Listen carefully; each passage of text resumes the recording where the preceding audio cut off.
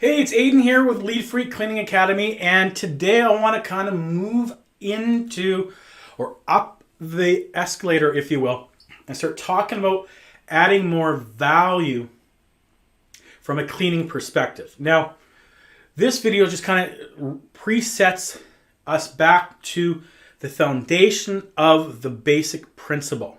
Now, when we're selling, right? When we are selling, when we are talking to customers, when we are calling on prospects, when we're trying to close business, we have to recognize that what we're asking someone to do is invest their time, right? So if we look at this grid here, it's basically, foundationally is low in the bottom left corner, low, right? Low investment of the supplier's time, your time, my time, and low investment of the customer's time.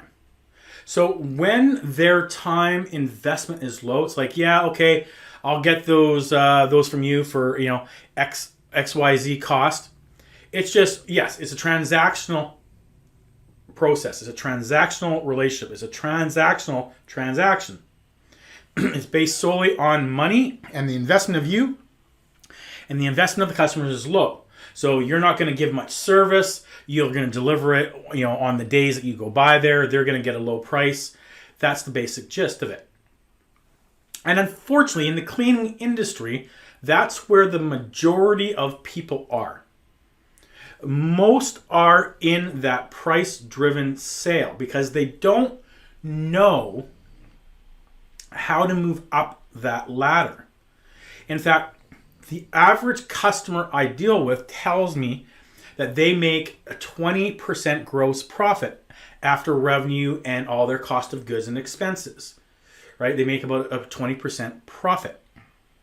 And that is because they're having pressures on revenue, right? They can only go so high because someone else says, well, I'll clean too for this. Or the customer has already been paying, let's say, $1,000 a month, and they're not going to pay $1,000 more a month. However, have you ever paid an X amount a month for something? Let's say you have a car and you paid, $200 a month. Now, as you made more money and as you started to move up the social chain, as you started to have maybe a little bit more disposable income, you were willing to pay more for a better car. So maybe you started moving up the BMW ladder or wherever you went, right? You're paying more. At the end of the day, you're paying more for exactly the same thing. You're paying more for a car that has 4 wheels, starts, and drives you to where you are. Everything else is your want. It's not your need, because your need is a car, right? But you're willing to pay for that because there's value built in. There's value to you of it having leather seats or heated seats or cruise control or a stereo or just driving around feeling cool, being in the brand you're in. So customers will pay more, but they're not going to pay more for the same thing. You're not going to pay $100 more per month for a Honda Accord when you can get it for $100 cheaper.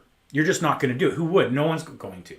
So we have to recognize that when we're in the cleaning industry and the cleaning industry adds more value, and how do we add more value? And as we move up that value chain, up through value creation, we invest more time in the customer. And likewise, the customer invests more time in us, right? Now they're going to sit down with us and collaborate. They're going to start saying, yes, we have this issue. Yes, we want to solve this. Yes, we want to achieve this. We want to achieve that. And your service, if all you're doing is saying, yeah, we have a cloth and a spray bottle, we wipe and we clean, you're at the low investment. So people will pay you for that, but they're not going to pay more for that, because they can get it anywhere and anyone can do it. As you start building value into your value proposition into your messaging, into your branding, into your marketing, as you start talking and selling and adding value, the customer starts to recognize things they didn't realize they needed. They didn't realize that VOCs cause a huge problem in a building. They didn't realize that microorganisms spread very fast and you have to have proper processes in place and well-trained people, or else sickness spreads throughout the facility. They might intellectually know this. It might be common knowledge in the sense that, I remember that. It's not known in their being. It's not common practice. It's something they might have known about, they've forgotten about, but it's not part of what they do. It's not part of the job description. It's not part of the culture of their organization or even of them. So our job is to sell more value and add more value by showing them how we can help them add value. And it starts with green cleaning. But green cleaning is much more than using green products, which a lot of people think it is. And we've talked about that in other videos. Today, I just want to bring you forward to recognizing that as you move up the value creation chain, from having a conversation about simply cleaning for somebody's facility, okay, as you start talking about why you're more expensive, when you start talking about why they should do business with you, you don't just say, oh, well, we have all green products. Well, what does that mean? Anyone can say they have all green products. Shit, they can go and get a product that like Simple Green off the counter that isn't green, and people are going to think it's green.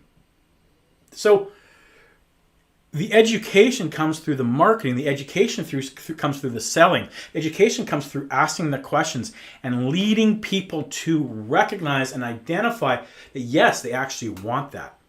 You want them to make them think it's their idea, not your idea. And so when it's their idea, they want to fulfill it. When it's your idea, it's not as powerful. So we want to move up. And as we add more value, we add more time to that customer. We're adding more resources to that customer to help them achieve something more than just having a clean looking facility. And the way we do that is we move the value creation. We get away from selling green cleaning and we start talking about selling sustainability. Now, you might be asking, well, what is sustainability? Well, over the next few sessions, that's exactly what we're going to do a deep dive on. But basically, from my assessment, sustainability is about risk reduction. Sustainability is about reducing the risk to the planet, to the environment, to people, and to profits. So if we look at the three pillars of sustainability, we look at the people side, right? First and foremost, it's about people. It's about improving the health of people. It's about improving their lives, making them more energetic, making them healthier. And just, it's about having healthy people. And that happens primarily through sustainability and cleaning, through looking after and having a clean, healthy building. So it comes through cleaning. The planet is another piece of the trilogy of cleaning, of sustainability.